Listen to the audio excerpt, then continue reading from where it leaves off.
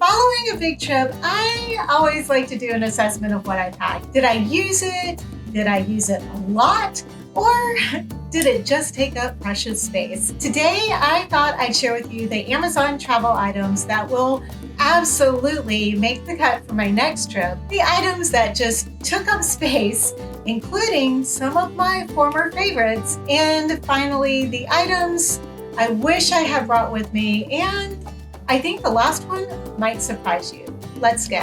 Hey y'all, and welcome. If you're new here, I'm Christi, the Gen X Gypsy, and I just returned from a 30-day trip through Japan and South Korea, my first time to Asia. Because the focus of this channel is about encouraging women over 40 to embrace their inner adventurer, I like to share anything and everything I learn on my travels that might help you have a lot less stress and a lot more fun on your travels. So let's start with the items I packed that I just never ended up using or really hardly used at all. First, I'm throwing one of my favorites under the bus, my travel blanket. Y'all, I have raved about this for years, and I have used it a lot on other trips. But because I did pay the big bucks for comfort seats on this trip, Delta had a pretty nice blanket for me to use. The only time I used my travel blanket was sleeping in the RV that we rented because we didn't end up having any sheets or blankets for there. And boy, was I glad to have it then. But for future long haul trips, I'm going to probably just leave this blanket at home because I didn't use it. And along with the blanket that I didn't use was my turtle. And I used it for a little bit on the flight to Tokyo, but between the Delta pillow, which was pretty comfortable, and the adjustable headrest, I didn't really need it to sleep. And honestly, I was so amped about getting to Japan, I am not even sure I would have slept in a first class seat. But I'd sure love to find out one day. The reef cushion sandals that I bought and wore around a lot before the trip ended up being a total bust. Although they are super comfy for running errands and walking around short distances, they were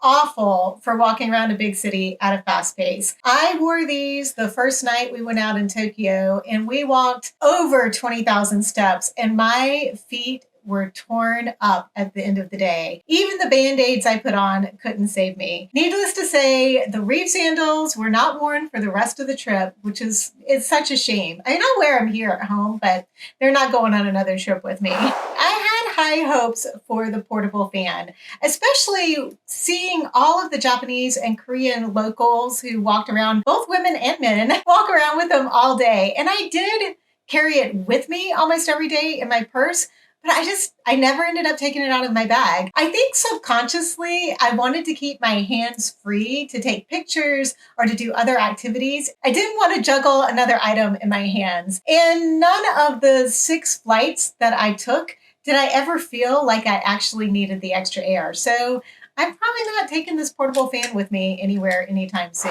Now let's talk about the items I used a lot, and that will be at the top of my next packing list. First, and this is probably not going to be a big surprise, are my trip travel gear. So like my toiletry bag, my trip travel toiletry bag that comes with the TSA liquids bag. This was great. And then all of my compression packing cubes. They just make packing so much easier because I could compartmentalize everything, which made it simple when you are traveling from place to place, almost going somewhere new every day, almost every day. It made it really easy to be able to find things quickly.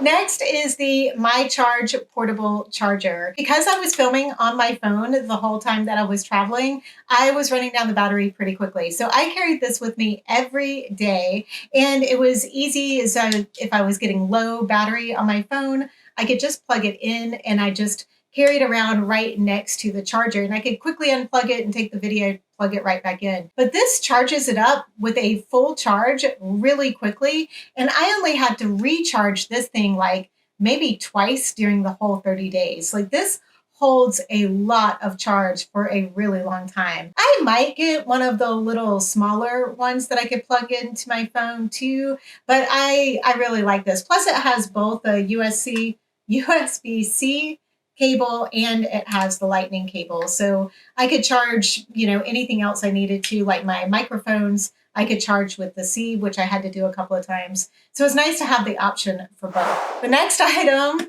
is the collapsible water bottle. Yes, I ended up using this quite a bit. Even though in Japan, we could buy cold water at a vending machine pretty much every 5 feet. I mean, literally there are vending machines pretty much every 5 to 10 feet somewhere, and you can get ice cold water, which was lovely. But traveling through all the different airports, it was still really nice to have my own collapsible water bottle. And in Korea, the vending machines aren't as prolific as they are in Japan. So it was nice to have a water bottle to carry around in Korea. Next is something I haven't really talked about a whole lot lately, but it's this travel electric toothbrush. They are not rechargeable and they are kind of a disposable thing. So I have a love-hate relationship with them. I wish that they were rechargeable or that you could just replace the battery in them. I have had these, like I said, for a few years, and I think that I'm finally getting to the end of the life on one of them. But I was so thankful to have an electric toothbrush with me. Even though pretty much every place had toothbrushes that they gave to you in your room as part of your toiletry package, I feel like my teeth are so much cleaner when I brush them with an electric toothbrush. I know it's kind of crazy, but I've looked into maybe getting a Quip or one of the other slimlined electric toothbrushes that are rechargeable, and that may be something I do, but this worked great, and I loved having it along, and it will obviously be going on all of my other trips with me too. This is another one that might not be a surprise to anybody, but having my brand new Kindle with me on the trip was awesome. I got about 4 books read between all the different flights and some downtime while we were traveling. It was super handy, as Kindles always are. And I know a lot of you guys have talked about you can download the Kindle app and read it on your iPad. Well, I don't have an iPad and my phone is too small for me to read a book on. So I do love having my Kindle. If you're not an iPad person, you don't have an iPad, having a Kindle is the next best thing. I don't have it hooked up to any of Amazon's access to the internet or anything. I purely use my Kindle for reading because I have enough interaction with the internet between my phone and my computer that I want someplace that I can be not distracted while I'm reading and relaxing. I didn't have an opportunity to use it to test out the waterproofing. I did not take it in the onsen hot springs with me. I just wanted to sit in there and soak in the nature and relax. So one of these days, I will test it out in the water and let you guys know how it works. Now, I am sure many of you guys are curious about how I liked this Love Book backpack since I used it for the first time on this trip as my personal item bag. I loved it. It worked great. It was a great size for all of the different flights that I took, and to be able to move around Japan, going from place to place, taking the subways and the trains and everything. It worked really, really well. The only issue I had about it for size-wise was that on the flight going and on the flight coming back, both the very long haul flights, my seat in the Comfort Plus was the window seat behind the bulkhead, which unfortunately the bulkhead seats, because they have all of that extra stuff built into their armrest, underneath that seat is a lot more stuff. So the room for your personal bag for the person sitting behind the bulkhead seat is super small. I don't even know, a purse would barely fit in there. It was really small for a bag to be able to fit under that. The other 2 seats beside me had plenty of space. And actually on the flight to Tokyo, we didn't have anybody in the middle seat between us. So I just stuck my bag under the seat for the middle seat person. On the flight coming back from Tokyo to Atlanta, it was a full flight, and I had unwittingly chosen the same seat. So I was behind the bulkhead seat which I know for next time not to pick that if I want to have my underseat area in front of me. And I ended up having to put my backpack in the overhead bin because there just wasn't enough space for it to fit. But that is the only time that I had any issues with space. We took a discount airline over from Japan to Korea, and I had no problems with this backpack. They didn't say anything about the size. They didn't weigh it. It fit very easily under the seat in front of me. So I didn't have any issues. And this is the 17-inch Love Book. I had a lot of questions about that. It worked fantastic. So I love this. It will be my personal item from now on until, I guess until I find something a lot better. I don't know. It works so well. I don't know if I can find something better. God, you guys. I don't know why I've all of a sudden I started filming this video and I've got like drainage coming down. So I apologize. I keep clearing my throat. But along with the backpack, I talked about using the silicone baggie to be able to pull out and put in the seat back pocket in front of you. And this was awesome, especially on that last flight where I had to put my personal item in the overhead bin. It was so nice to already have all of my stuff in the baggie that I just pulled this out and was able to put that in the seat back. And I really didn't need to pull out a whole lot of other things from the personal item to have with me for that last flight. Well, second to last flight anyway, for the last long haul flight. So I absolutely think that these are an amazing thing. Now, I had somebody say, well, you're getting the germs on the outside of the silicone baggie if you're putting it in there and you're trying to keep germs from getting on everything else, which is a legitimate point. So somebody else pointed out, so I want to let you guys know, is that you can take one of your wipes, which is what I did on the way back. You can take one of the Clorox wipes that you brought with you and just wipe off the outside of your silicone baggie. The other person had said, just bring 2 disposable baggies and then you can throw one away. But, we're trying to be a little less single-use plastic here as much as we can. Anyway, just wipe this off before you put it in your bag and you're good to go. But I loved having this with all the things that I needed, and it made it so much easier than digging through my personal item or even sitting down and trying to pull all the individual things out of my personal item that I was going to want during the flight. This was great. Another item that will be going with me, especially on the trips where I know I'm going to be doing some hiking and outdoorsy type stuff, is this packable backpack. We ended up doing multiple hikes, and I used this every time we went on our hikes. We also ended up doing a Buddhist stay in Seoul, Korea. There's actually a national park that has a mountain in it in the middle of the city of Seoul.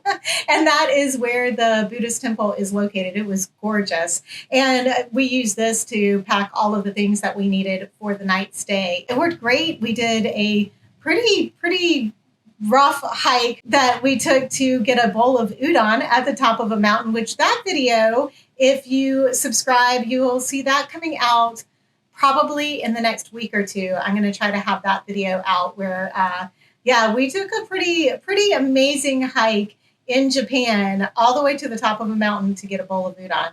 And maybe we're a little crazy. But this packable backpack will be going with me on all my future trips, like I said, especially when I have outdoorsy stuff going on. By the way, all of these items, including the ones that I didn't really use all that much, I'll have everything linked below. And I will also have it in the first pinned comment so that they are easy to find.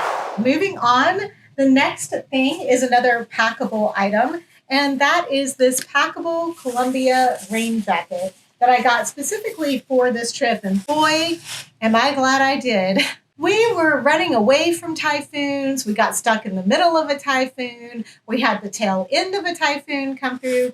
We had a lot of rain, is what I'm saying. A lot of rain. So I ended up using this a lot more than, let's say, I would have liked to have. It worked great. The hood, I was so happy to have the hood that I could, tighten up, and having the bottom of the jacket that I could tighten up. It worked great at keeping me dry, at least for the parts that the jacket covered.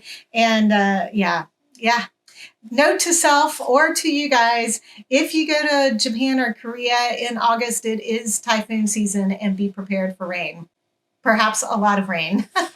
For those of you who have been around for a little bit, you've seen my newer little black travel dress. And of course, I took this with me and it was perfect. The weight was perfect, washed it and had to hang dry it several times and it did great. Having the pockets was fantastic. It was amazing. It worked out really, really well. When I had like some wrinkles like this, I would just spray some Downy spray on it.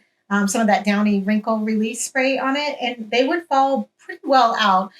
Most of the time, I really wasn't all that worried about the wrinkles, to be honest. But I wore this a ton, and I loved it, and it definitely is going on more trips with me.